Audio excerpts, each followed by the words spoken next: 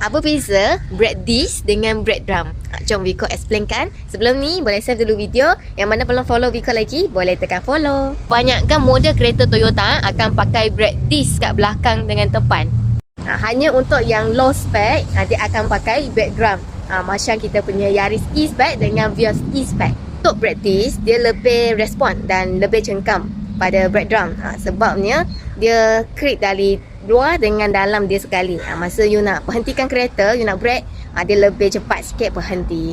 Kalau untuk bread drum pula, dia akan lambat sikit, you ambil masa panjang sikit untuk nak berhentikan kereta. Sebab dia punya brake dari dalam. You tanya Viko mana yang lagi okey, mestilah bread dish lagi okey pada bread drum. Tapi ikut kemampuan lah. Kalau you punya budget memang dekat E-Spec, you boleh go for E-Spec. Sebab depan memang dia akan pakai dish dan belakang drum pun okey juga.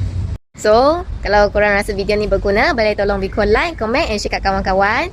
Apa nak tahu lagi? Komen je dekat bawah, nanti Viko jawabkan. Mana yang berminat dengan kereta Toyota, boleh rush Viko je tau. Semak layakan learn secara percuma. Bye!